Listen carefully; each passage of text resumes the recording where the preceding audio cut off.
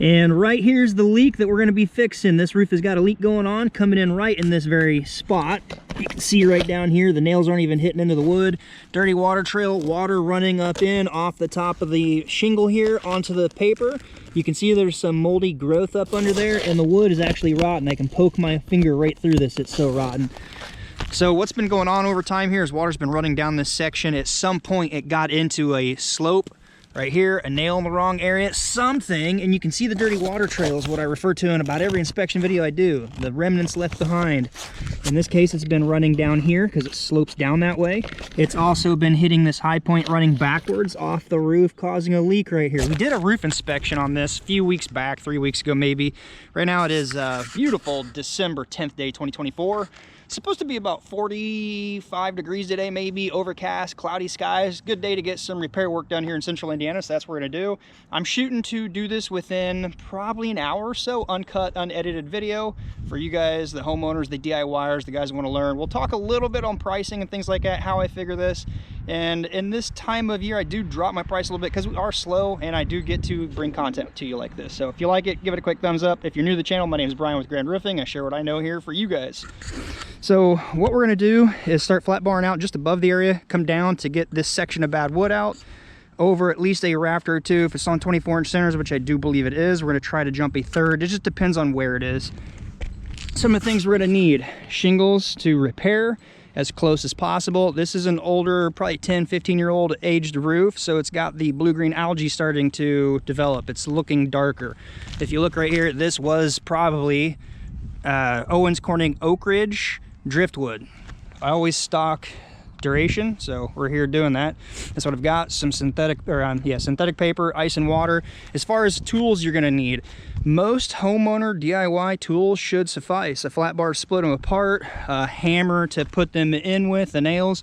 I use an AJC mag hatchet and an air nailer on anything somewhat sizable. Some of these various tools I will link in the description down below, like my favorite GEOCEL sealer, AJC mag hatchet, things like that. Nails or nail gun to put in the decking. Nails for your coil gun if you're using it. If not, hand nails will work. Of course, I got the air hose set up and a compressor down there, a little pancake compressor and various DeWalt tools. That's basically all we're gonna need. Caulking gun, sealer, piece of wood. It's a scrap I had at the shop, which is probably big enough. If not, I do have a full sheet of wood in the truck down there. Brand new, extra bundle. I always bring more than I need so I can simply return it. You don't want to get in here cutting it so tight you're one shingle short and you're making a trip back, because it's probably a 20-minute drive back to the nearest box store to get more material because you try to brag that you're spot on. So just order extra. If you're a homeowner, most places will let you return anything that's not open. So each one of these bundles. Briefly on price, your time, what you value it at, your overhead and equipment, so truck, vehicle, diesel, insurance, things like that. As far as things I can tell you, bundles, I think it's like $39 a bundle for duration right now. Synthetic can vary depending upon how much you buy. If it's by the roll or by skids of it, pallets of it, probably anywhere in the ballpark of $75 to $120 a roll. Ice and water, varying brands, I would say probably $65 to $85, could be even more if you go into different brands. Box coil nails if you need them. If not, just some hand nails by the pound, 1 pound box, 5 pound box, whatever. Skill saw to cut your wood out. Some of this you may have. Anyway, so piece of wood, $15-ish right now. We're just gonna go over the things you're gonna need to do this as we go. I'll just call it the price. So I bought 3 bundles of duration, $117 plus whatever tax is. Some of this other stuff is just partial from the shop because I stock it, I have it, and it's gonna use such a little bit. I don't need to buy a whole new reel for it. So basically, let's get into this so we can keep this within the right time. 4 minutes in the intro. I'm gonna have to switch out batteries real quick, so I got a fresh battery in the GoPro, and we're gonna start right here, so we'll be right back. And we're back. All right, got a fresh battery in. Throw some gloves on just so I don't ding up my knuckles because they're already chapped and cut up real quick, or for the cold dry winter we've had already from doing things. Also shot a freaking 16 into my thumb right here the other day. It's not bad. I was actually shooting something and it double shot, the trigger stuck, the safety stuck, and it fired a second from about 8 to 10 inches away and just stuck into my thumb right here about 5 days ago, so it's healing a lot better now. Made it numb that day it happened. All right, so we're just gonna find the area of the wood where it starts getting soft. So probably about here. We can always go up a few more. We're just gonna eyeball for where it's at and work our way down. I'm guessing up 4 foot right here to about right here is the second row of wood. So we're gonna start right in that general area. Just simply split your seal strips free. Temperature can definitely play a role on how easy they split apart, as well as the brand. Whatever brand of shingle is on the roof, some stick way harder than others. So if you're not wanting to take a shingle out, don't damage it. You're gonna have to take this loose right here. Don't damage it either, because you're gonna, well, so let me rephrase that. If you want this shingle out, you're gonna have to split this seal loose, take that row of nails out, and this row here to get the nails under this one that pin the top of the shingle down. So just know, whatever you're taking out, you gotta take the shingle above it loose completely. Right, it's nail line. Try not to damage them. You'll see when I get one out here. So we're gonna take right here, basically, this one. We need to pop these 2 corners here loose. And this is just where you're gonna get into it slowly, carefully with a flat bar, break that seal strip loose. Any nails. Just get under the nail, pop the nail up, work your way down to the next, find them all. Pop them out. I'm hoping this camera's in view for you guys. All right, now you can just simply brute force yank this one out. But we still got to get the nails above it. Remember that, where I was telling you the headlap side here.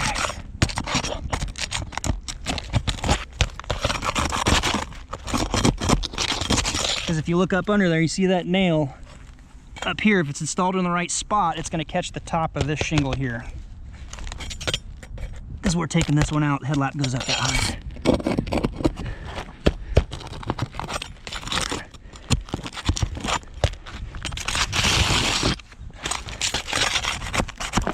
You're actually splitting apart pretty easy.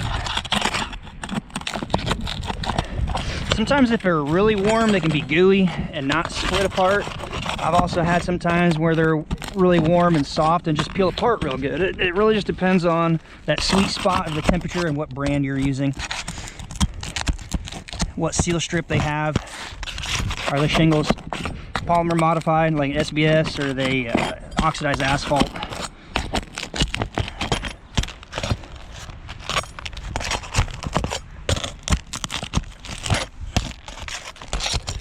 All right, got one more on this corner. There we go. Try to keep tidy as you go down so you're not sticking your knee into a nail. I usually just brush everything down carefully, and then I've got a little hand magnet in the truck that I just pick them all up relatively easy. Never just toss them down on the ground.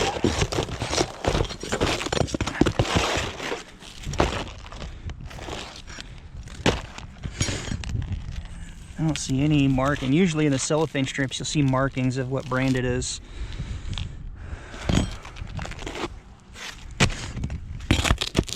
Probably pretty old then. We should be getting into the area. You can see the damage starting right up in this area. It feels solid here. So I started at a pretty good spot. Also, do your best to make sure you're cleaning it as you go. It's a lot easier to get the nails as you're in that spot, as opposed to missing some and having to go back, or getting in the way when you're putting it back from a nail, not allowing your shingle to go up all the way.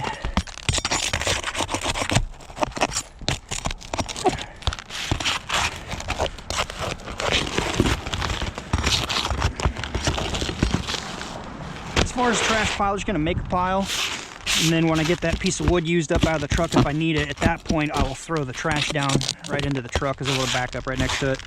We're gonna try to find and locate the rafters here real quick before I start going out too far. Just for a cosmetic thing, not just making the shingles as close to the shingle color on the roof as possible, but you don't want just really random. Try to keep it somewhat of a symmetric repair patch. It just might look a little bit better aesthetically.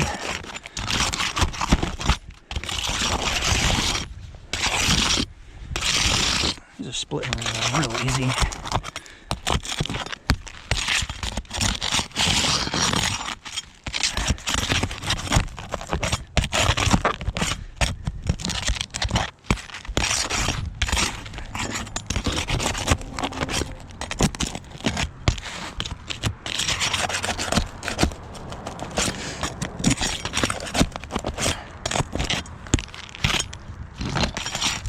So from here, it's a staggered pattern going down this way. We're just gonna go that little bit. I'm not gonna cut a tab and just do this. So take this down like that.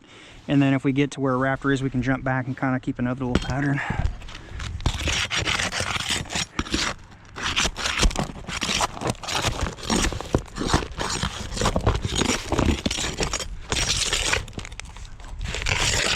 Where did I miss one? Right up here.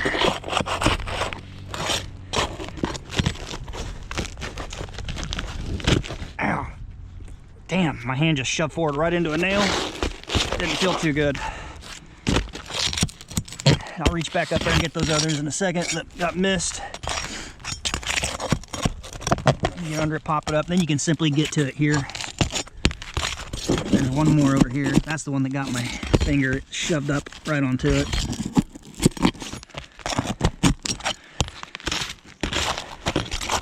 2, 3, 4, 5, 6, 7. They did good on as far as where the nail placement was height-wise. Not shining, but in that sweet spot, catching the common bond, which is right here where these two are, right in that general area, and not putting it where that keyway is. So that's good. Nail placement is actually decent so far with what I've seen.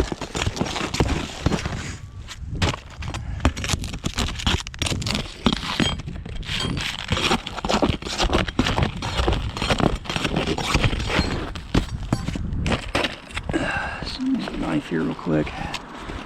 Straight.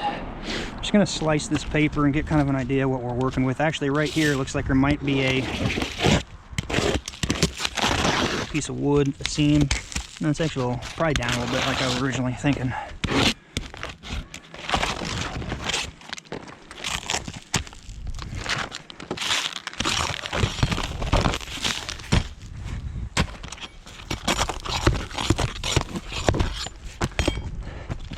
Here's a normal pattern right here, so we're going to take this and right here, stagger these, a couple on the edge out. If you can avoid cutting oddball pattern, it's just going to help in your putting back process, because if this is 2 shingles wide and you keep it at that, it'll be 2 shingles wide.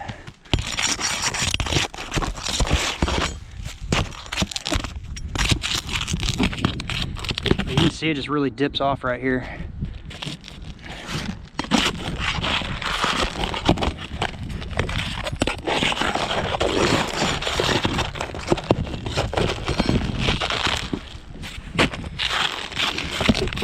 Anything bigger of a size than this little localized repair right here, I would probably split it free of the flat bar down your edges and then shift to a tear off tool, which a homeowner may not need or go buy if you're going to do it once. But it's basically a short handled tool with a lot of little teeth that you can get under with leverage, pop the nails and break the shingles up. If you're doing anything over maybe like a 5 foot by 5 foot, 10 foot by 10 foot area, like 100 square foot, then it's better to actually get that tool to tear this stuff off. You don't see that on camera very much because most of the repair work is small enough to not need that.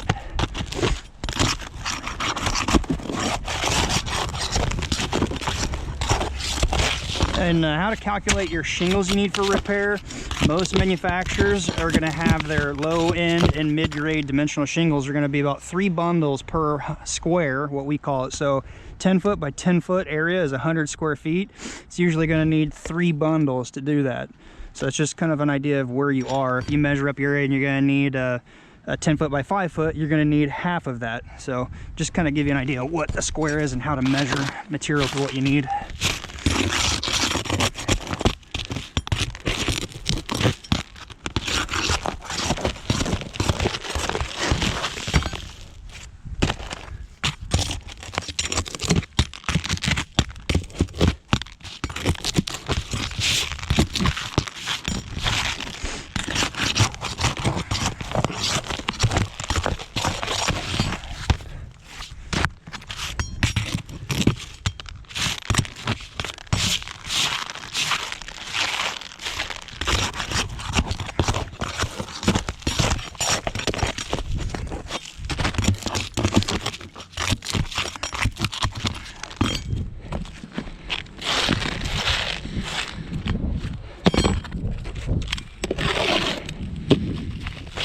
Wow, it's been going on for a minute. All right, so let's see how far over this goes so I can start figuring out if I need to jump or after. gonna be right here to right here. I never put, or I try to never put a single piece when it's on 24-inch centers like this right here. So you can see the nail right here, 24-inch center, especially if you're using OSB, which is oriented strand board, because it's gonna bow a lot easier over time. If somebody steps on it, good sized weight person, they could easily just snap it right in. So in that case, it's always better to cross one and go to a third. If this is solid all the way down, we're gonna do just that on this left side, because if you cut this right here, some of that moisture is getting into this area. To keep the deck solid, when I put the plug in, if I go over one more to right here, wherever that is, it's going to hold a lot better. You're pinning nails in, kind of towing them in on the side here, towing them onto the side here, and it's resting on a solid one. If you ever worked with OSB on a roof like this and you're standing on it, you'll know what I'm talking about with just one on 24-inch center. If you're using plywood, it's going to hold up a little bit better. Still, I like to, if possible, go over one when it's on 24-inch centers. You can do what you want. If you are a big person, heavyweight person, don't stand on it. So let's see where I'm at here. It's probably going to be right about here. I mean, I could use a tape measure, get a better, closer, accurate idea here. It's going to be right here. You can also just do this. Yep, right here. Really wish I would have thrown some plywood in the truck. The other thing you could possibly do, without going too crazy, I'm going to try this because I do have a couple of 2x4s down there. I wasn't sure if there's anything rotten too bad here. I'd need to scab a sister onto a piece of lumber here if it was. Something I can do, or you can do, if you want to keep your roof deck surface workspace smaller, you could put the plug in right here and put a nailer across this at the top, the bottom, the middle, maybe, just to kind of help support that. So that's something I could possibly do as well. Actually, I might actually just do that because I'm gonna have to go further this way. So in the estimate, if you're doing this and you're writing estimates, make sure whatever you quote, you're descriptive, but what you quote, do. So I never gave a actual dimension as far as how far I was going. I said the section I was working on, which is the front of the house, over the garage, east side, which is this side of the property right here, where the leak was. I never specified what square footage or how many feet. I just said I was going to keep it close to this area. Also put a notation in there about the shingles may not be an exact match due to age and fading, things like that. So you want to cover yourself, but what you say you're going to do. I want to point that out too. A lot of people will say they'll do something and then they don't do it. Like, I've seen a lot of people say, we're going to give you a new roof, right? Tear it all off, whatever. They tore off a section, but then simply roofed over the rest of the house. I've got videos of that. It's crazy. And that will ruin a reputation and catch up to you real quick. So let's just go down a little lower real quick. I can always go wider if I determine I need to.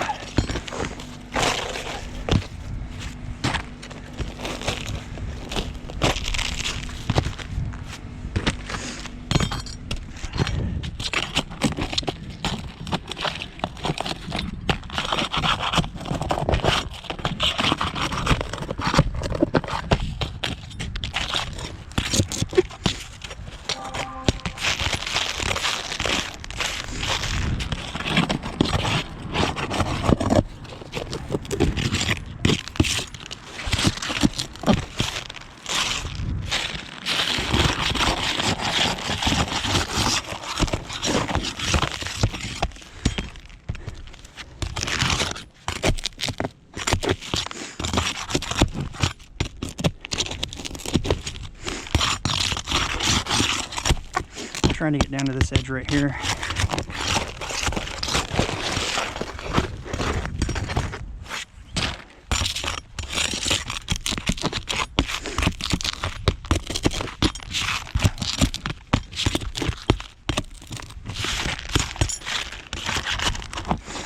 We need to get down to that 4-foot mark at least to get this piece of wood out.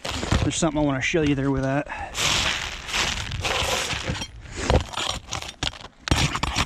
When water on a roof is leaking, how it kind of goes down on that roof deck, whether it's on paper or not on paper, and how it tends to stop at a certain area, or even when investigating a roof leak, things to just have an idea of and how it reacts, so you know where water could come in at as far as we're observing it from inside the attic versus where it's coming in at originally on the roof. This is what you want to avoid, trying to keep your nails away from keyways here like that. Over time, that water will start causing an issue on that. Then you got a penetration. There's another one right on the other side of it.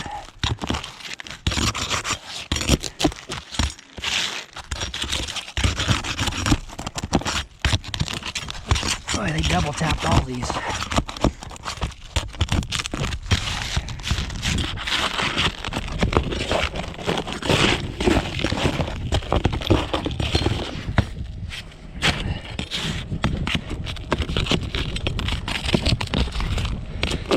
We're gonna observe here. I think 4 foot's gonna be right in this area, this ballpark. What I mean by it's 4 foot vertical, the size that your decking comes in, whether it's OSB or plywood.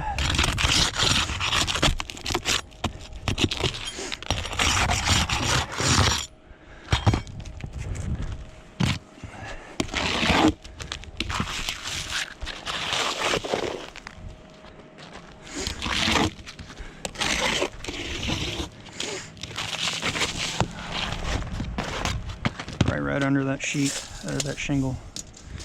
Yeah, right here. Take one more row, and then I'll show you what I'm talking about.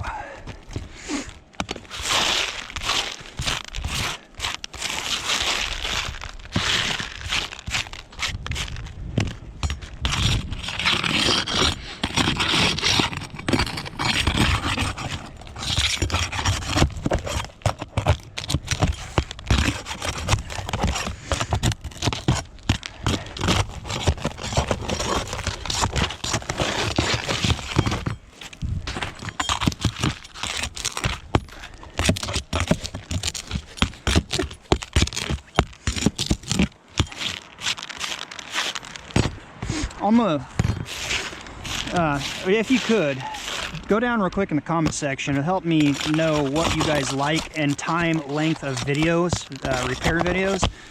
If you could, comment down below if you like the uncut, unedited, long format, specifically meaning like, or what you would like to watch. If it's up to a half hour, or a half hour to an hour and a half, or 2 hour, or multi-part series, let me know so I'll know more how to go about the future repair videos for you guys.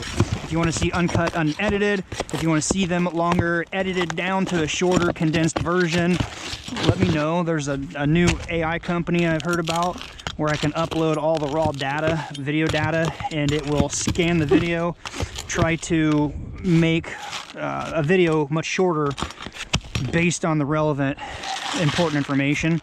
I haven't tried it yet. It's a paid-for service, subscription-based. So let me know. I really just want to have your guys' opinion. Take a quick second down below. Comment what kind of content length you like to watch, what kind of content you like to watch, and I'll try to tailor it to that. All right, so there's been times in my years of inspecting where in an attic, imagine right below me, you see a spot. And you're like, okay, it's dripping in right here. It doesn't necessarily mean it's coming in there. It can pretty much rule out lower because water's not gonna run up the roof slope. But what I'm getting is if it's dropping in right here, the leak could be anywhere above on the roof, running down on the paper, on the roof deck, things like that. And then eventually penetrating in through a hole, following a nail due to surface tension and dripping in. But what I wanted to show here with the 2 pieces of decking, if you got a raw piece of wood, usually it will stop at the bottom of that sheet of wood. Usually there's a gap there and it drops in or seeps in and expands and doesn't usually jump into the next one unless it's super tight and it can actually soak in. Also depends on how bad the leak is. In this case, it was a pretty good leak, but it wasn't so much as like dropping the ceiling and insulation falling in. It's more of just water seeping in, soaking it, getting it rotten and soft and sagging down more and getting worse, and it's been going on for a while. So I just want to point that out in your investigating and trying to find a leak.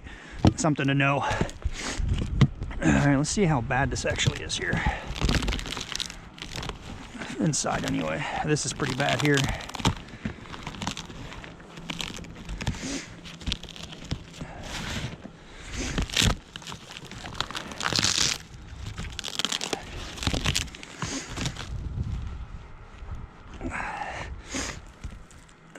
I need to get in here and possibly rake this insulation out. There's not much insulation left right here. Keep it here for now. They can get in their attic and take care of this, get the wet stuff down. I don't know how bad it is on the inside. I've never seen the inside. It doesn't seem right here like it's completely rotten falling in. It could probably be repaired. First off, you want to get the roof issue addressed and fixed, then get any rotten, wet, moldy stuff. Usually fiberglass, it's cellulose, blown glass, is not going to mold up near as easy as, say, the cellulose. Cellulose is an organic tree matter, fibrous plants that have been processed into it, newspapers, cardboards, processed and sprayed with different chemicals, so it becomes a little more flame retardant, but it's organic matter that can mold up. So it's best to remove it, re-insulate it, but the drywall doesn't look terrible. From looking at the upside here, the upper attic side, I think the inside could be fixed by addressing the roof issue, getting rid of the rotten wet stuff, if any, re-insulating it, letting it dry out, and then using a kills up shot and repainting the ceiling. That's my observation because I was never inside.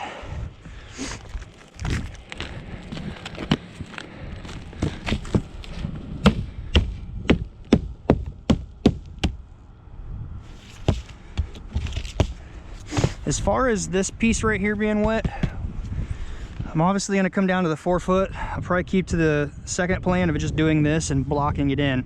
Reason being, I don't want to go up another 4 feet just for this little part that's wet right here, and I'm not going to leave it. So what I'm going to do is cut up at least a foot up in this area, come over, and the 2x4s I have, I'm going to frame in a piece right here,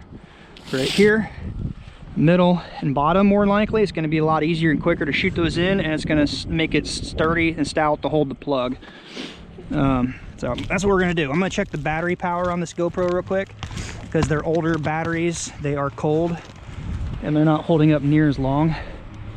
I've got 2 more in there. Let's see where we're at here. 23 minutes getting it out to this point.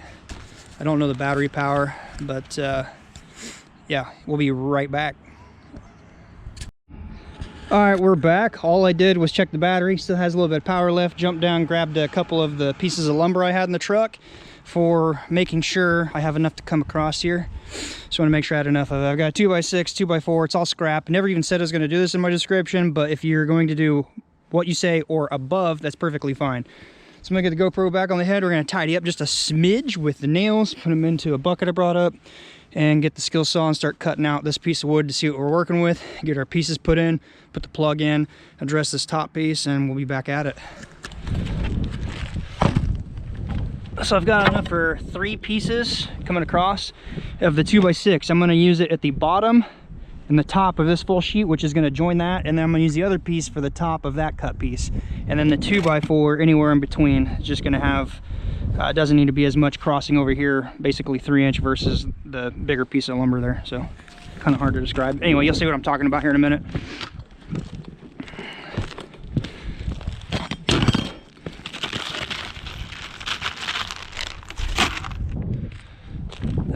Did I not bring the magnet? No, I did not bring the magnet up. Oh, by the way, if you do anything with ladders on a regular occasion, you've got to check this thing out.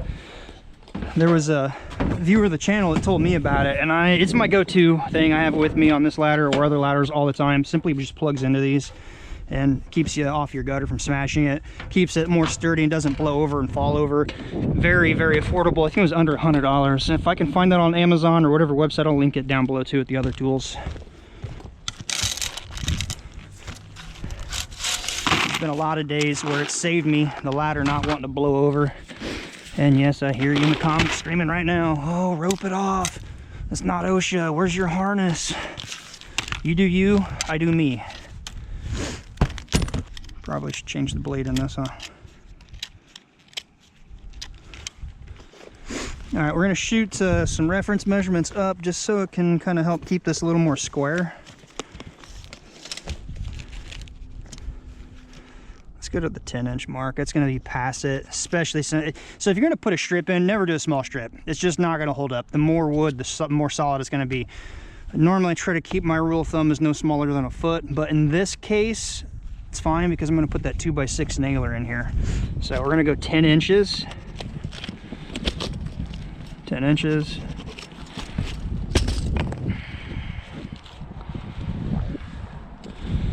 tack in right here, wherever that is. Good. So one, I can swing this over here to the 10-inch mark.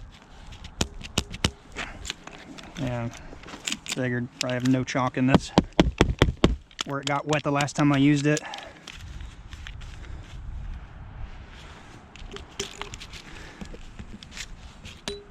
Oh wow, just broke.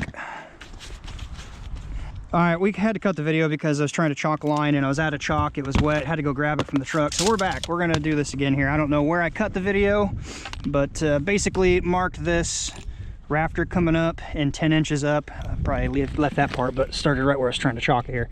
So now we got us a little bit of a chalk line. Not best, but it's workable here.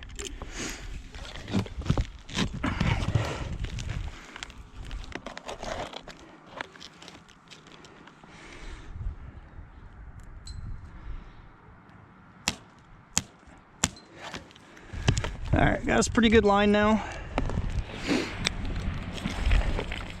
Now we can start cutting out, seeing what we got here.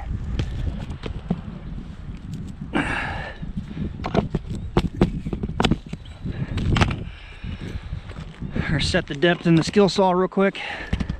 DeWalt battery operated. I like it.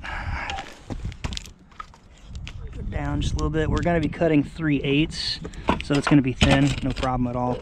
All right, real quick, we're gonna use a cat's claw, at least that's what I call it. Maybe they're called exhumers, I don't know. Keep one in my pouch all the times. I call it a cat's claw because it looks like a cat's claw, a little pry bar on one end. If you want to keep your saw blades lasting long, take a quick second, anywhere your line is, going over or close to a nail, pull it out real fast. Otherwise it's gonna knock your carbide teeth off and you're gonna be spending a lot more in blades. All right, lift this up, buzz this. It's a knot. I don't see any others. On the right side, I don't see any. Should be good. Yeah, should be good with that.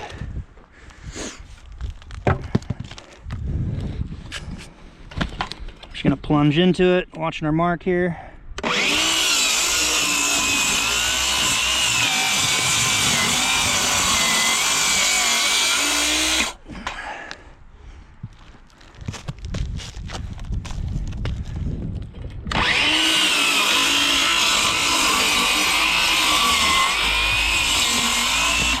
And yes, you see me slightly on the right side of the line. I didn't check, I'm kind of guesstimating. I don't want to be too far left of this rafter, because then the only thing to do is either cut back farther, which means a lot more work, or reaching under and put another nailer in, which I don't have a lot of.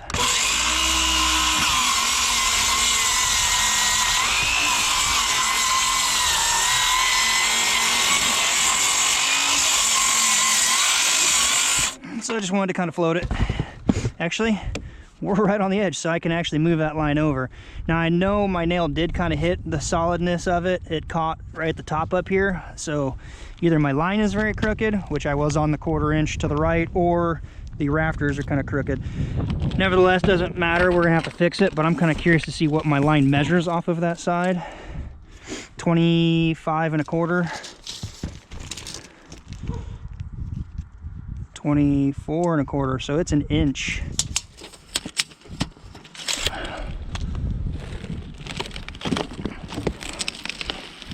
Rafters are crooked.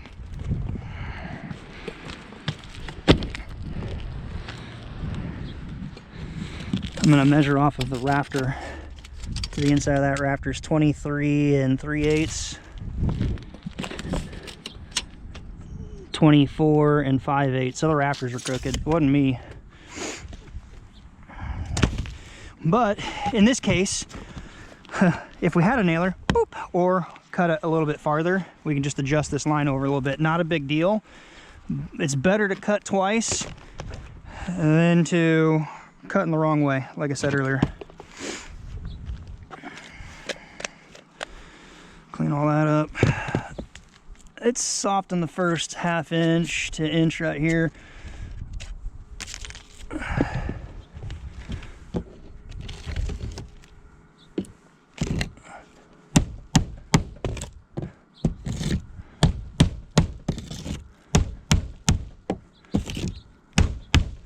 trying to knock that stuff down and drive those nails down. There we go. I don't have extra nailers, otherwise all I would do, what I mean by a nailer, is this. Shoot it in with 16s. You got a whole piece for a nice section of wood to rest on, but I don't have that luxury because I don't have enough lumber. So we're going to trim it back a little bit more and then add our nailers in, going this way. Let's re-chalk that. Move this one.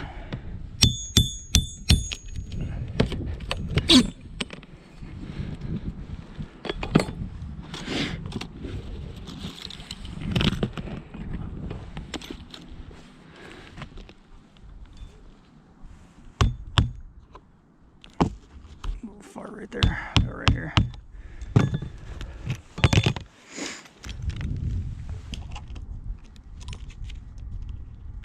Are you serious? Come on, fit over. There we go.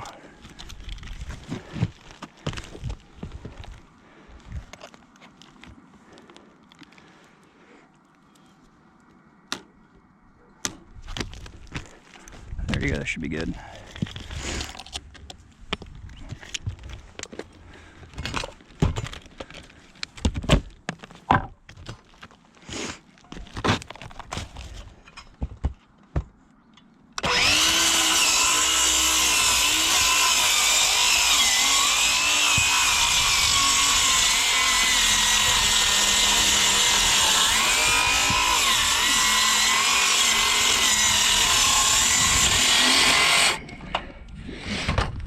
Just a little more. There we go.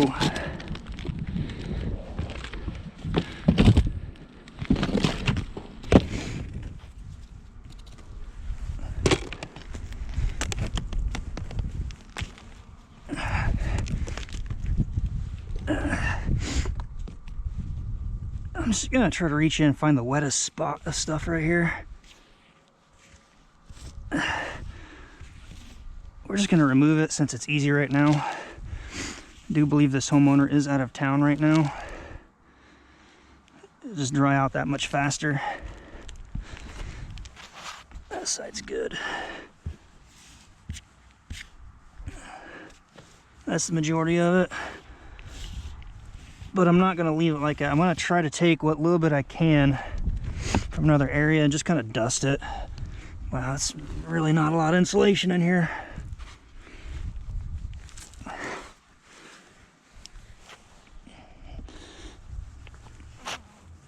Just to be a little courteous, a little over and above the competition that they wouldn't do. So at least got rid of the wet stuff, trying to dust it over here.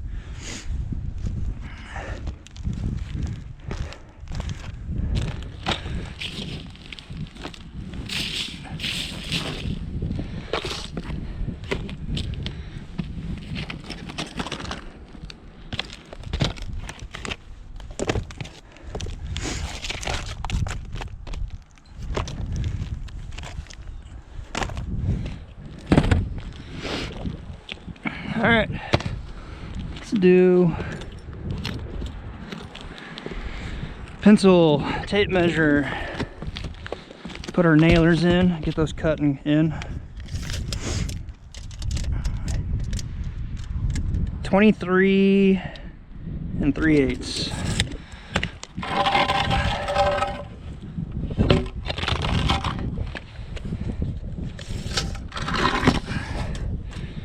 Three 3/8. Yes, could have a speed square, I know. This is perfectly fine.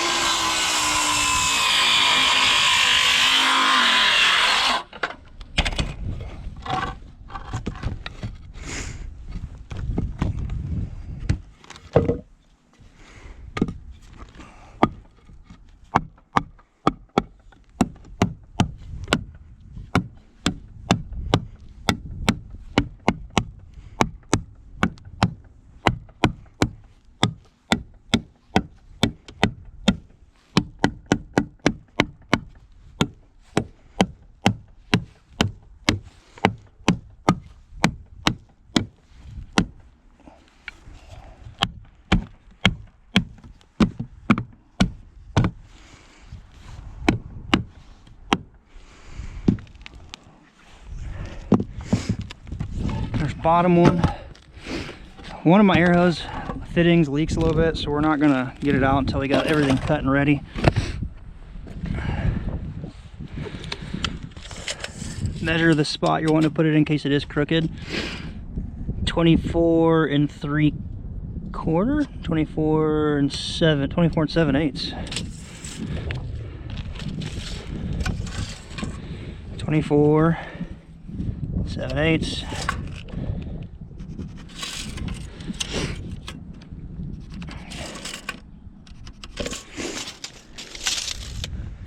Also, depending upon the mark and where you want to cut that, keep in mind you do have a thickness of the saw blade. So if you want to be really precise, just know what side of the line you're cutting. So in this case, my line, my pencil mark is 24 7/8, so I want to cut this side of that line.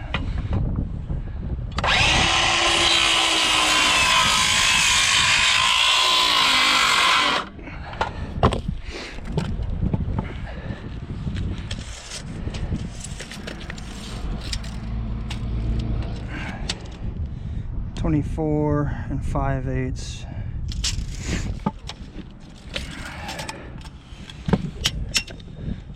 Four, 5/8.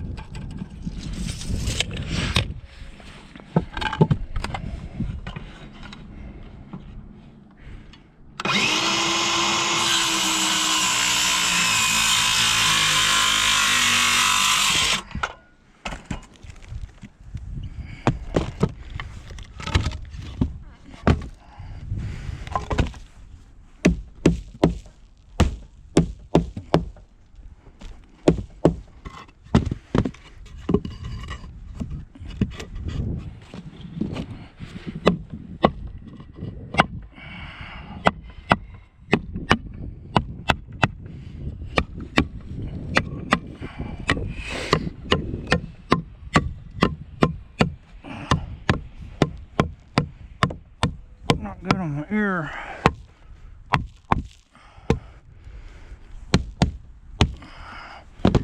For some of you that have watched the channel for a while, you might know that I have an ear issue where I've lost hearing in my left ear. You don't lose hearing, it's drowned out by ringing.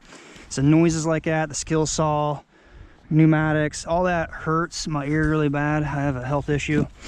And not looking for like, oh, pity, no, just I don't use my headset when I'm commentating videos like this. So if you guys could, it really, not to help me, to help the people that want to find this kind of stuff here, just give it a quick thumbs up, comment, let me know where you're watching from. It does help YouTube realize that this is good content that people are trying to find out.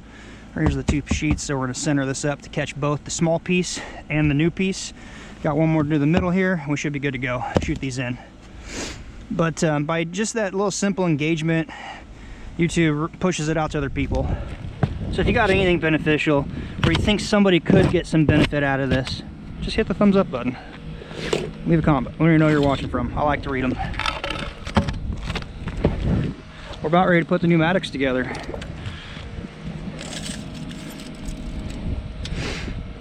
$24 1/4.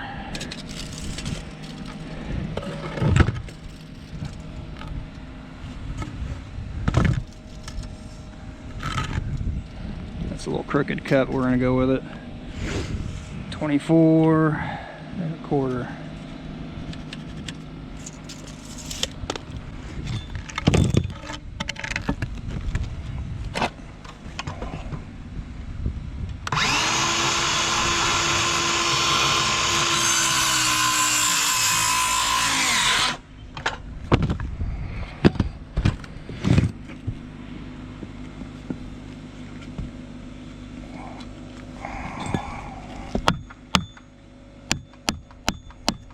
Pushing that in.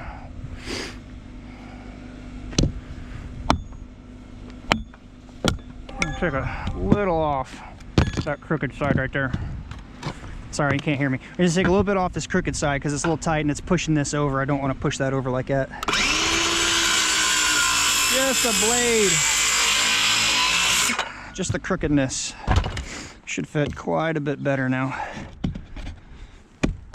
There we go. All right. This is the bad boy that shot a 16. Pop! Right into my thumb right there. We're gonna do a quick battery check here real fast, make sure we're still good.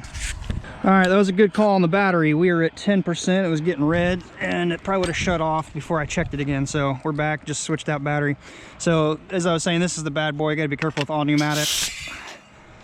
But we should be good. I've got 16s loaded in here for the framing side of this. We're just gonna tow these in real quick, making sure we're barely catching this, but we're catching our little plug we're putting in. That's actually in there pretty solid. I do need to go up a little.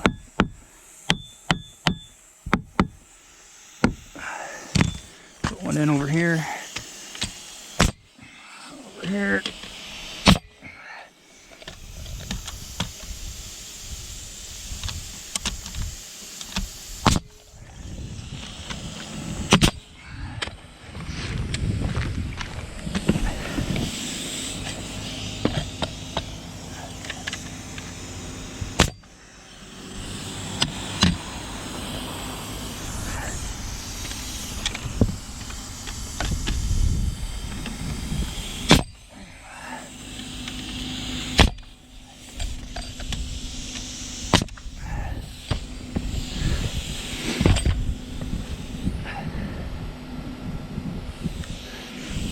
Because I pushed on that earlier, I'm gonna push that over. All right, a little tighter now.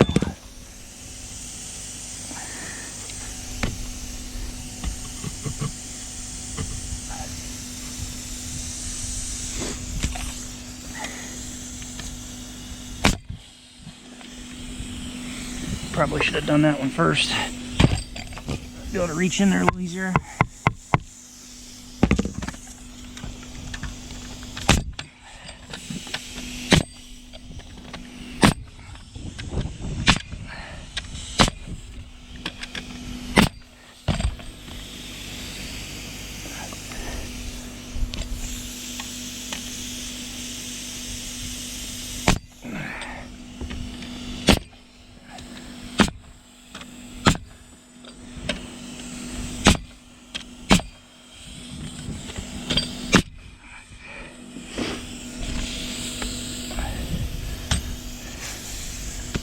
All right, we're gonna use 16s to drive this stuff in too, just because that's all I had left for this gun. Go ahead and use these up. It's not my primary gun, it's an old one. It's been through the ringer, but I'm trying to use these up on little repair stuff. Double check, make sure you got everything nailed off good. Sides, one on the top center. Just by going in the sides, kind of lock them in. Sometimes if I'm even sistering two boards together, I don't just drive them straight in perpendicular to the wood. I'll try to tow some down and some up or over this way. Just by bringing two in at opposing angles, whether vertical or horizontal, it helps lock the wood in. Something I try to do.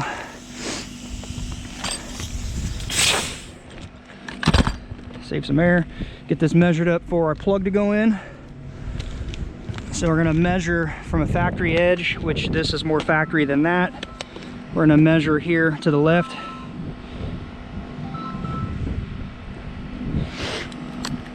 And get that cut ready to go. It doesn't matter if you're pulling this way or this way, as long as you transfer your measurement from factory edge going left, so your crooked cut angle on that sheet. I'll show you. So up under here, that's where you want it to go. Over here.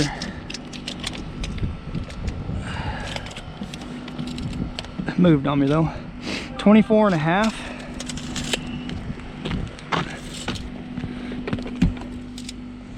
Or 25 and a half. 24 and a half, 25 and a half.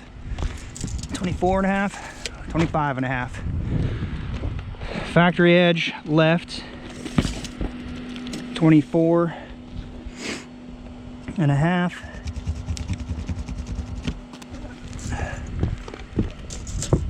25 and a half.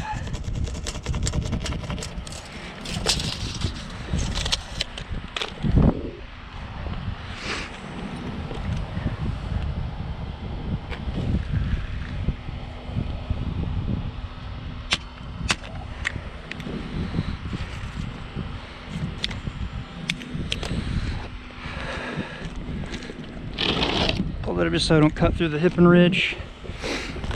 Don't forget to reset the depth on this.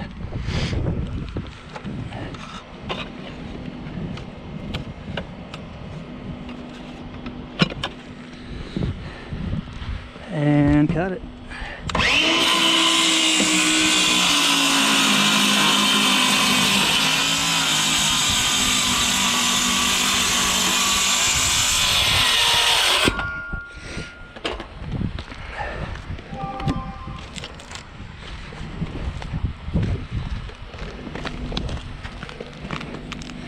I'm gonna get a quick picture here, just so if the homeowner's got any questions, I can show pictures. I always take pictures, time-stamped everything I do when I do it.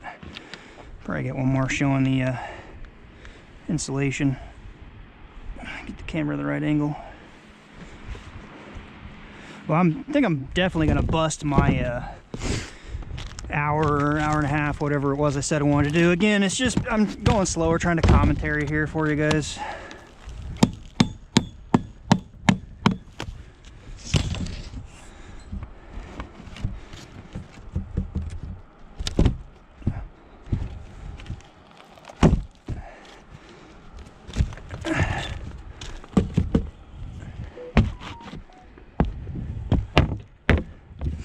Not bad, not bad.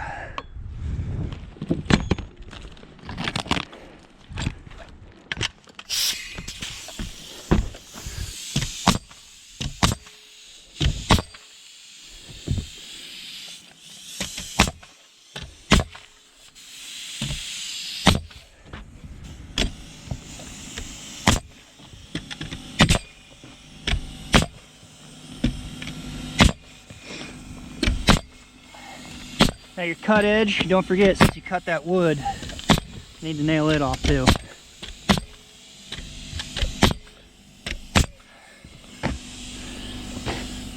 Cut that edge so we're good there. And then right here, I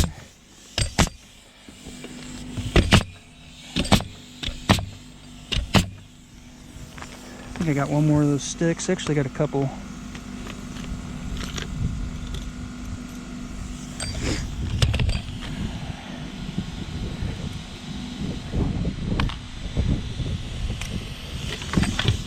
That other piece.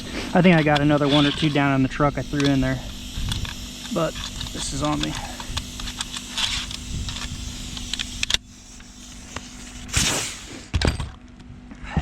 So now it's solid, it's not going to go anywhere. If you had the nailers not in there, it would easily warp and want to flex in off that little bit of rafter it's resting on. When I plug it back, I'm going to put another nail or two here too. Let's get this piece in, figured. 25 and a half by 10. That's what I cut that out earlier. 10. 25 and a half by 10. Is that a factory edge? It indeed is. So oriented strand board, I've said this before, it's oriented in such a way that the strength is to cross perpendicular to your rafters supports. So on a house, the wood needs to go lengthwise this way, 8 foot this way. If you turn it, it's not going to have the integral strength. That is a small plug, so it wouldn't matter, especially with those nailers in there, but either way, you want to keep to the rule of thumb. So looking at this, factory on bottom, cut on top, factory edge, oriented the correct way. We're going to measure up 10, over 25 and a half is what that number was.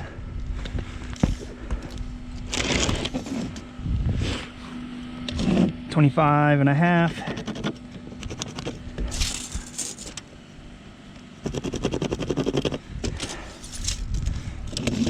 By 10.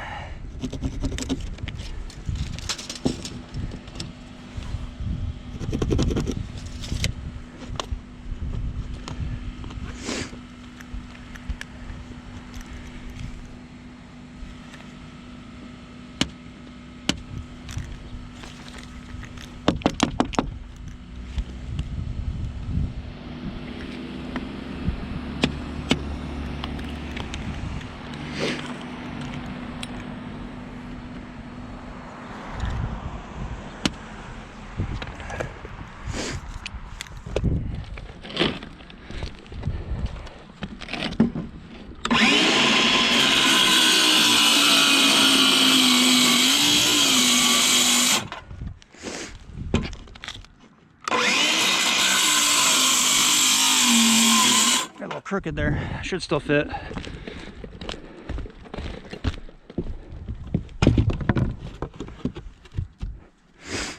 You can see where it got a little tight right there and crooked.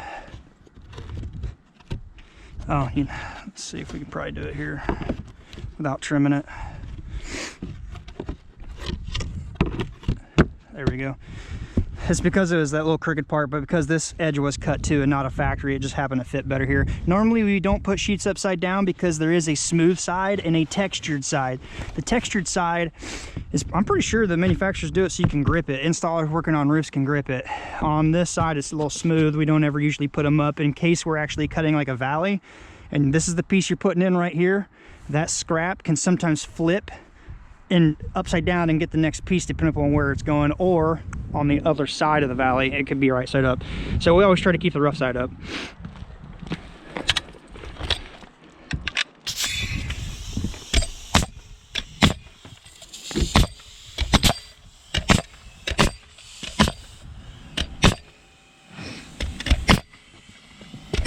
Ooh, see how it did that there.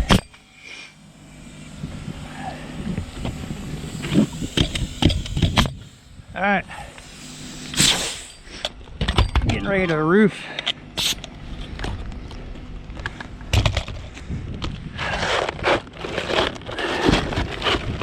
Gonna tidy up real quick, get some room to work here. I don't need that sheet of wood, that's why I was leaving these out, so I didn't need to move it twice.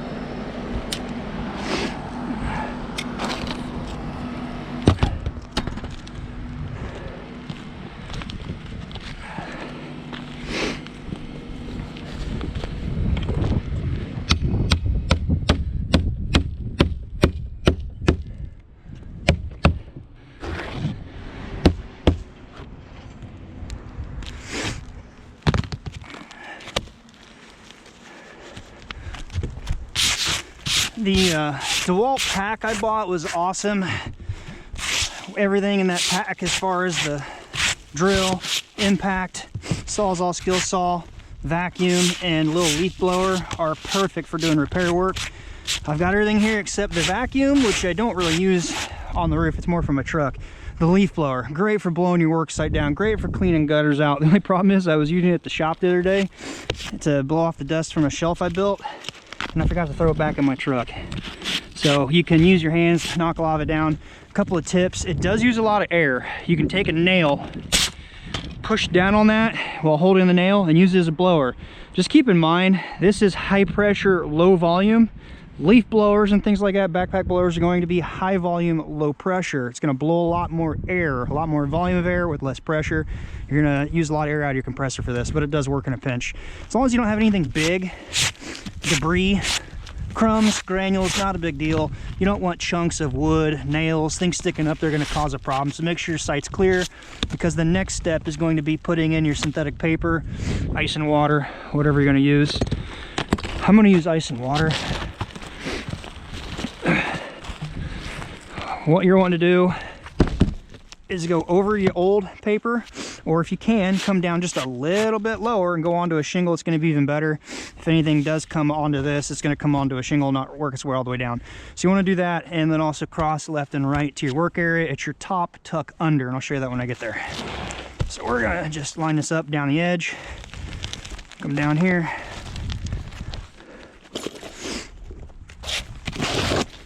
Mark what you want so you're not cutting your shingles.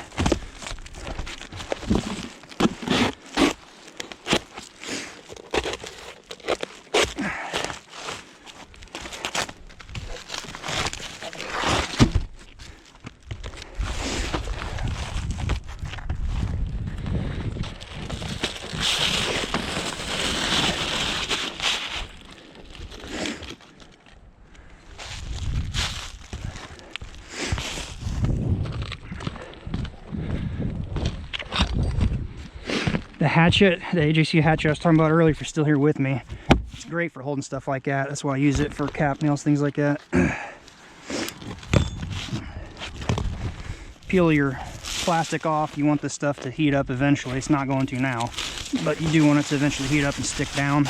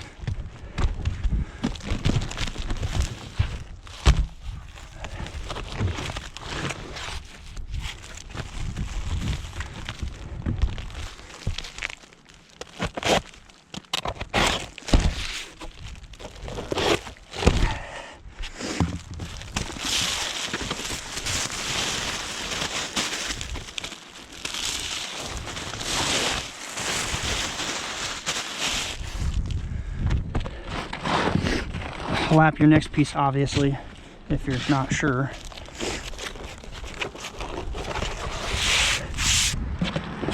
And then this here, what we're going to do, we're going to cut down this edge so I don't have to go popping more shingles loose. But it is covering everything.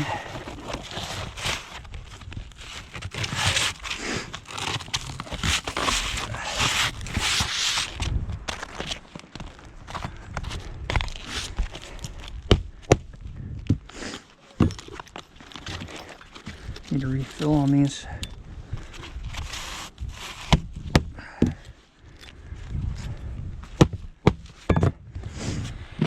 And then this, we're just going to cut a couple of strips and I'll show you how to tuck it and what to do where your point is.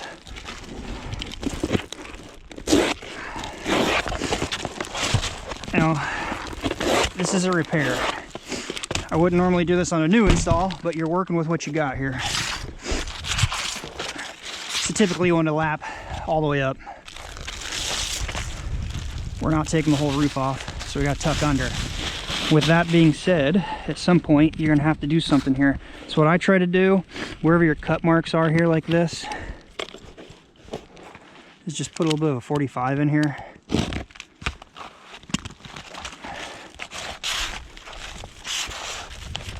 Tuck under to that cut mark.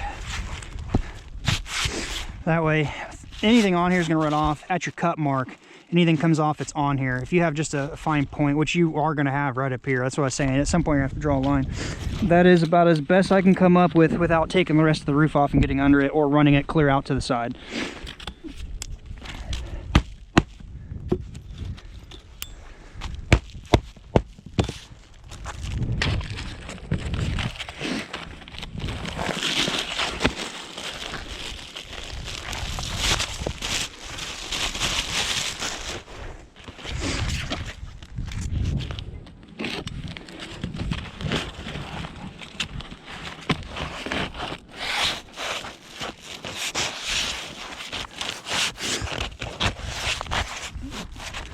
Covering pieces, covering over everything, coming down to over here, we're gonna cut around that nail.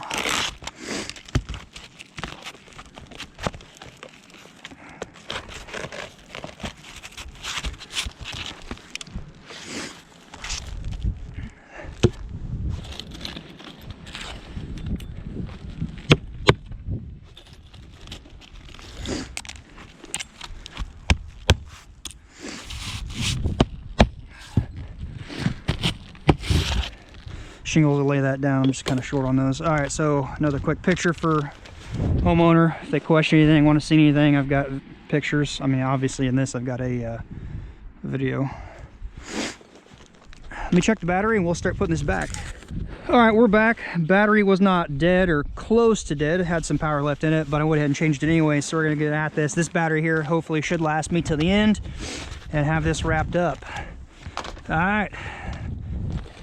You're doing this the same way whether you're using a air nailer, pneumatics of some sort, or hand nails. It's just that this is gonna save you a lot of swinging. Good, feels like it's good fit, not gonna leak. All right.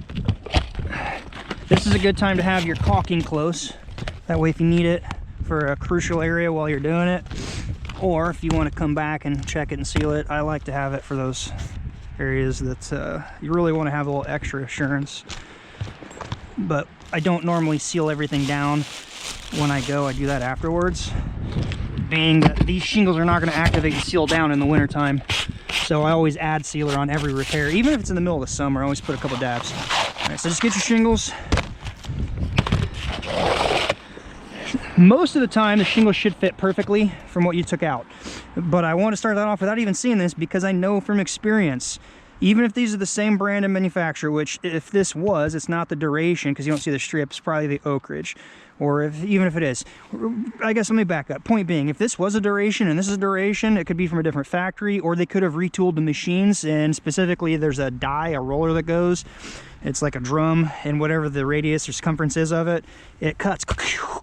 And these can change just a little bit based on any tooling or manufacturing. With that being said, split the difference. If it's a big gap, let me see how this looks actually sitting in here. If you butt it all the way to the right, that's a big gap. To me, I don't like that. If you split that difference just a little bit, I don't think you're gonna see that and that. So that's what we're gonna roll with. If they are bigger, you'll see me cut it down. And if you see me cut it down, let me just go with it. If I see one, I'll tell you. Split the difference here a little bit.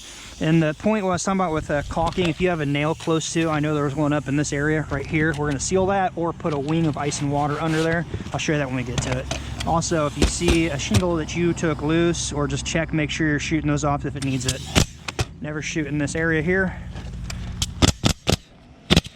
Intentionally left a little spot here because if this is gonna be a big gap, actually that fits snug. If it was a big gap, I would intentionally leaving an area to put a keyway, so no nail here, with a far enough staggered pattern. Because if you cut it here, you're right in line with it, it's not gonna work. So now that I know I'm good, shoot. Good, just check everything as you go. Fit this in here, keep moving.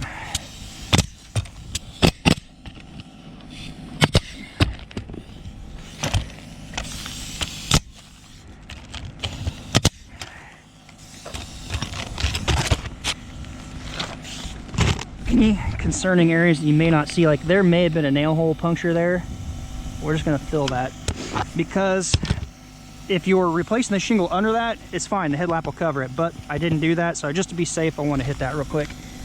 Nail, we're good. Gotta shoot this down. Just take your time and look things over. Nails there, it's good. Never touch that. We're gonna seal this. We're also gonna seal those other couple little holes. That way, if you get any water wicking back up under, it's not gonna go in those holes there.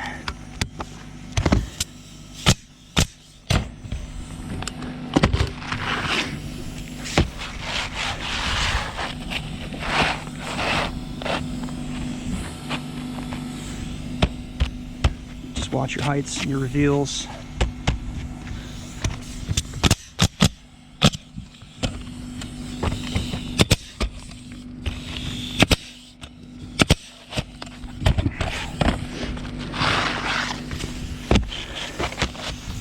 Again, you're seeing me skip an area intentionally because if there's a big gap, I'm not gonna piece a piece in. What I'll do is I'll actually butt over here, find an area with no nail, cut and mark, throw this aside for another scrap, put a full piece to cut down. But in doing so, there's no nails there. And more importantly, if this is a cut edge, you're gonna have a shingle cover that cut edge. You're not gonna have a stacked pattern.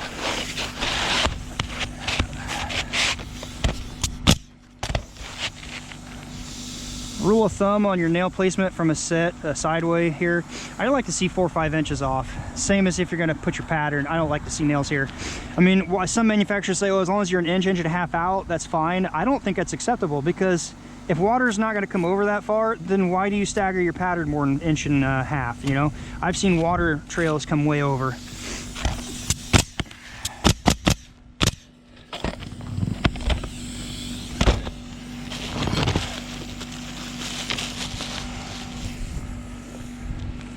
Looking for a piece of ice. That's a crucial area right there. I don't want to rely on just caulking.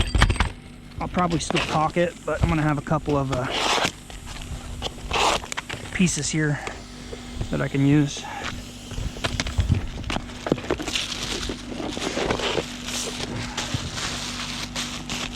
Caulking will get you by, but if you have a little piece of ice and water, because it's more rigid and thick, then by all means throw a piece of ice and water in.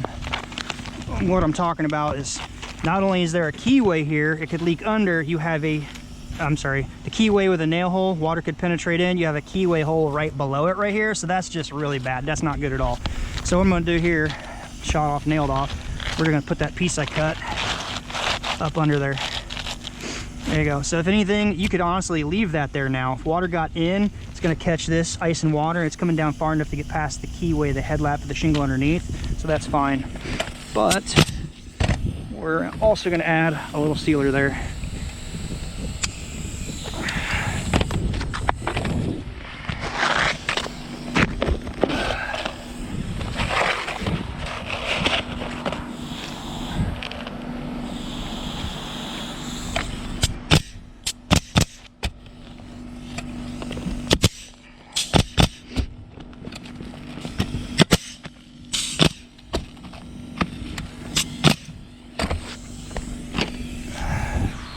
Here on this one.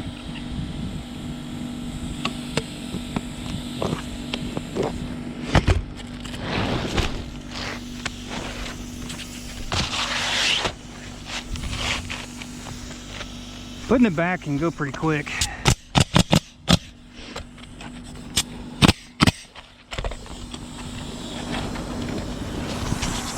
Ice and water's caught, raised up right there. There we go, got it tucked under.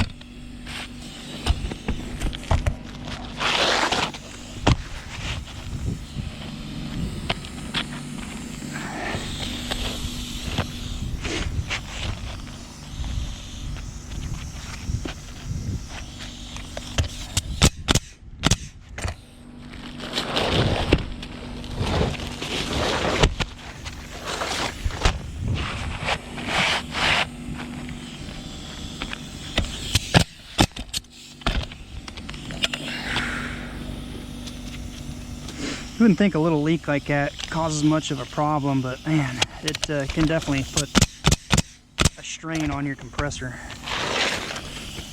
If it was any sizable repair, I would definitely stop and address that. Or if you're running a job site with a whole crew. But something I do want to just kind of point out real quick, depending upon where it's leaking, sometimes if it's the O-ring inside here or this here, especially on hoses when they throw them off onto the concrete, it dings them up where it makes a seal. Something you can actually do is a bag, piece of the plastic from a shingle bag, or in this case ice and water. In the field, in a pinch, you can do this. It's not a repair, but it can definitely stop it. Open that up, put it over. It basically thickens and seals the gasket area just a little bit. It actually tore a little bigger than I like. Yeah. You need a little more in a pinhole because the air volume won't flow through, but keep it, there you go. Kind of snug. There you go. It makes a much better fit now. Something you can do real quick in the field, just a little tip.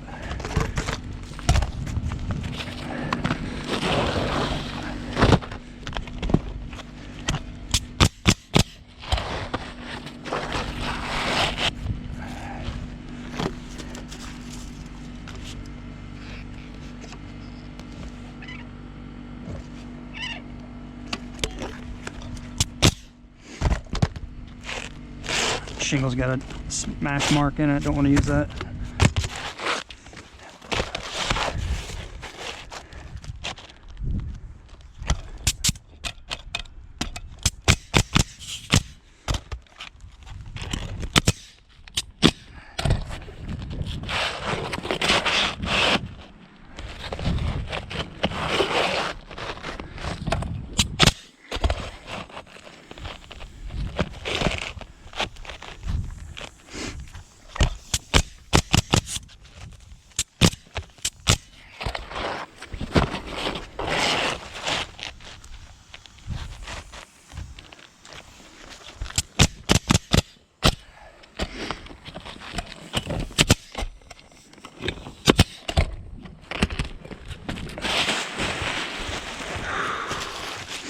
Almost lunchtime.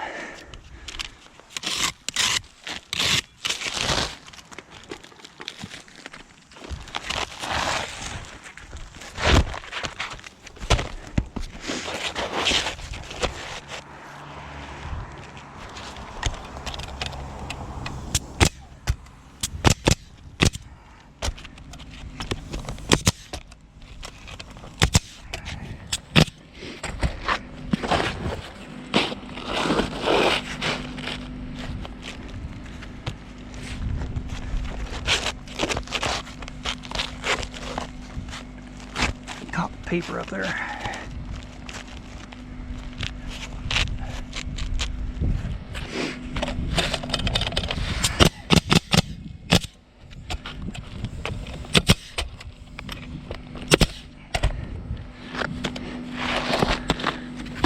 Shifts left, shifts left. This should be 2 full factory shingles.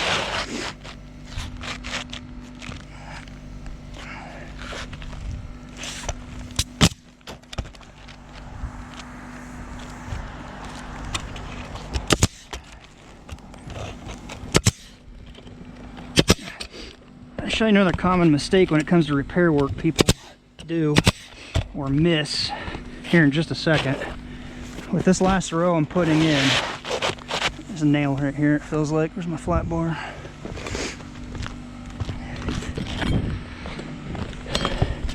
So I want to point something out with this. This isn't the common mistake. But with that nail right there, hopefully GoPro's showing it sticking up. If you just simply lift this shingle, I see guys do that and do that right there, right? On the next few hot summer sunny days, over time, this is going to heat up. And I'm going to show you, but I'm going to show you on this end here. It'll do that right there. I promise you. It's not a pop nail, it's lack of prep and cleaning down, and it broke through a shingle like that, except it can do it all the way up and then cause issues long term down the road. The reason I shifted that shingle is because that's not going to damage it. If I did it where the keyway is, it'd be bad. I just wanted to show you that, what happens. So just make sure, take a second to do that. It takes just a second to pop that out, to realize it and pop it out. That compromised area is now way up here. It's not in that spot, it's way up here. So I wanted to show you that. Now what I was going to tell you, as soon as I shoot this off, the common mistake I see a lot of people do when it comes to repair work. We're done, right? No. Especially on 3-tab, people will pop this up, shove it in, shoot that off. Off they go. No, this is not re-nailed down. You got to nail that one down. You'd be surprised how often I see people do that. And also, over the years, people have commented, oh, you got to shoot the hole, you got to plug the hole. I disagree. Let me explain. Right now, I'm shooting near the hole, but I'm not shooting the hole. I mean, if you want to put one there, fine, but it's not going to hold that shingle down because you pull through it. It's not going to hold it down. It's not going to pin it down. So finish shooting everything off. You can shoot near the hole and then take a sealer and simply seal them.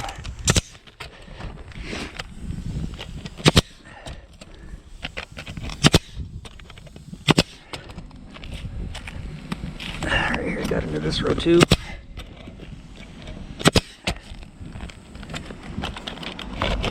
This is where I first started.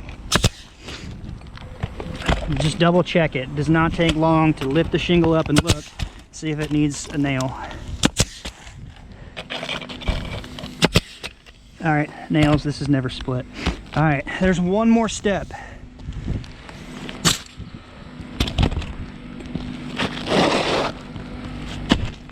Is the sealer. Over time, with enough sun and temperature, these will start to seal down. If you're in a high wind area out in the country, I'd put a few dabs to seal it down. It's probably going to be okay. You know, contradictory to what I say recently in other videos, don't roof in the winter. This is repair. It's actively leaking. Obviously, you got to do it.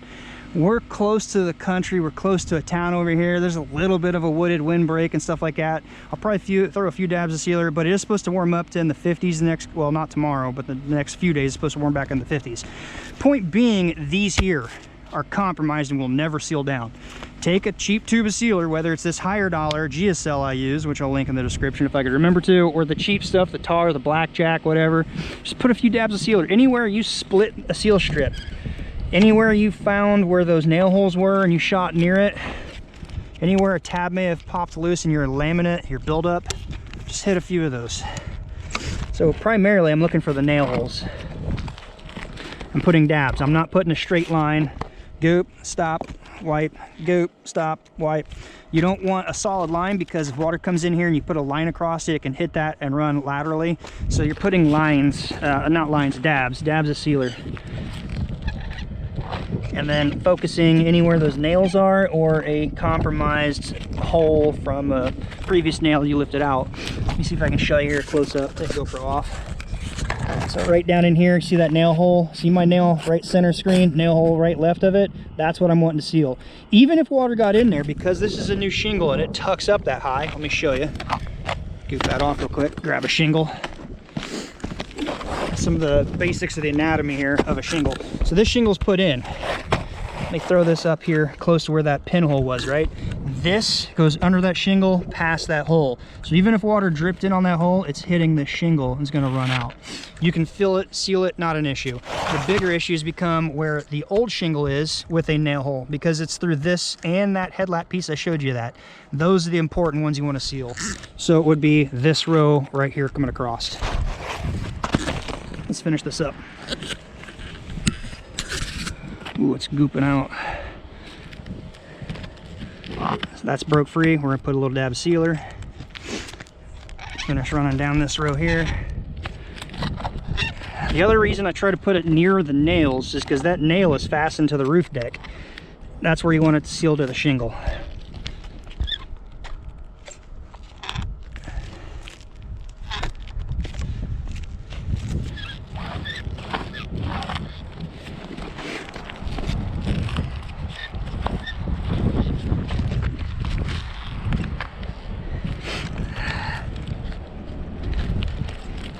These won't take much, just a couple of dabs, very small dabs, just to kind of help pin it down in the winter.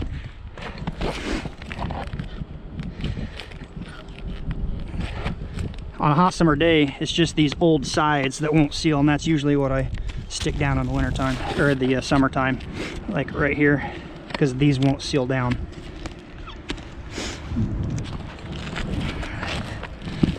But we're gonna just run down this edge here a little bit.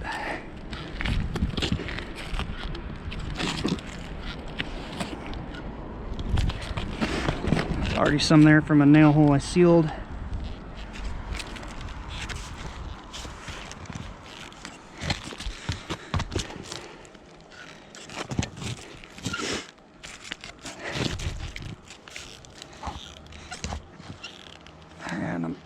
out of that tube.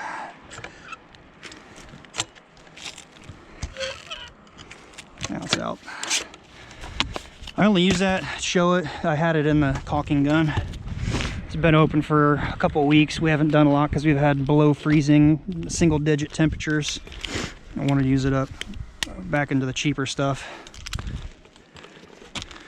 New roof installs, I don't really use the cheap stuff. I use expensive stuff for our customers. Actually, this one may be opened. Yeah.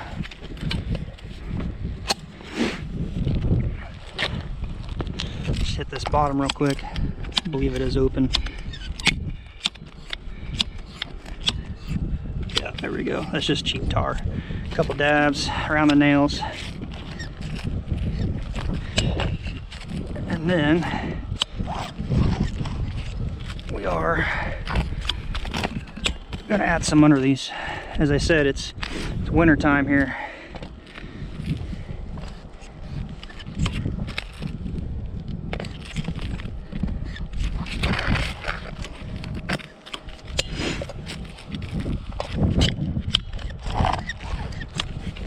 I'm basically trying to hit 3 dabs near the side, the middle, and the end, but some of these are already gooped up on the ends.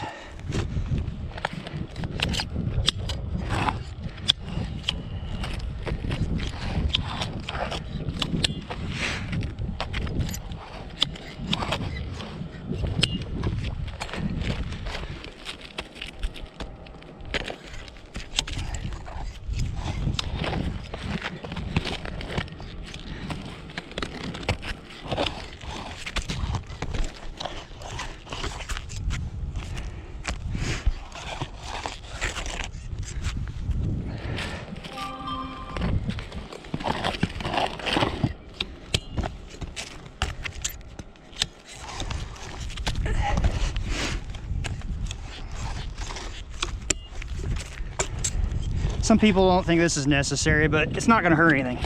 It'll help stick down.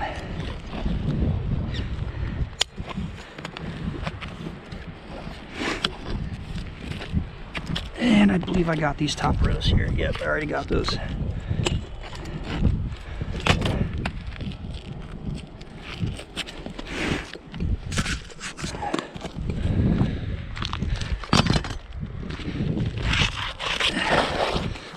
Two things I do.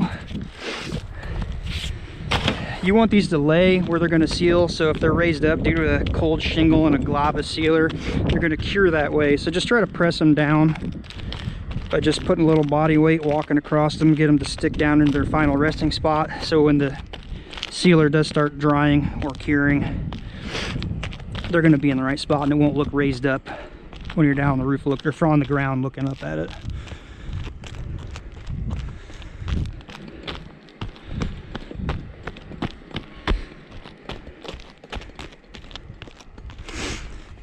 That's basically it here. The last thing to do is clean up my mess. So we'll see where we're at here. No need to show you guys that part. Take tools down, throw the trash in, get all cleaned up, swept down, nails, blow, whatever you do. Make sure you don't leave any tools. Do a quick final walk around. Make sure no trash blow over to another side. We're gonna wrap this one up here. Appreciate if you watched this far. I really don't know how long it's been because I've cut, edited, narrated. If you could, really, it does mean a lot. Give it a quick thumbs up. Comment down below. It does help YouTube push it to other people that are looking this up. I try to provide good, valuable content here, whether it's roofing behind the scenes type stuff or DIY repair stuff, or if you're a contractor. We're going to touch briefly on the price because a lot of people don't know about the price, and I'm usually really quiet about it because I don't like to brag about it. With that being said, my repair prices are way cheaper than I'm finding a lot of other people are. I built this with nothing, with no reputation, no financial backing. I just started it. Now, a repair price. I've already talked briefly in the beginning of the video, if you were here. There was about $117 wrapped up in shingles. I did not use that much. Some of that can go back, so I brought the cost down. At least 2 bundles. I had a partial open and another open, so we're at what, $80 in shingles at least. $4 or $5 tube of caulking. The other tubes of caulking are anywhere between $8 and $12, $13. So there might be what, 80 plus tax, call it 90, 100 between the caulking. Partial ice and water, call it 100 and I don't know, $120. Sheet of wood's 15 bucks, $130. Just a rough rule of thumb. I would say within $150 in material, maybe a few dollars in well, it's more than a few dollars. I get probably 14 miles a gallon, so a couple gallons, a gallon to get here, a gallon to get back, so there's a few more, what, $10 roughly. Insurance and marketing, that's a big portion. What comes into the company doesn't go into my pocket. It goes into the company to keep the company healthy. I pay myself a salary. The company has enough to get through these winter months. So it's not like, oh wow, I made a ton of money. You get these people, how to make $600 a day. On this repair here, I'll probably pocket $400 or $500. It doesn't go into my pocket. It goes into the company's pocket. It goes to run that thirsty beast down here. It goes to the marketing and advertising, the insurance to make sure I'm good. It just, there's a lot that goes into it. Yeah, I do make a good living. You can make a good living doing repair work or selling work. Just get out there and get it. If you got any benefit of the video, please do comment down below. Let me know where you're watching from. Let me know what you want to see, what you got beneficial out of this. If you have a tip or trick I didn't cover, comment down below so others can read it. And as always, until next time, be safe, and we'll see you then.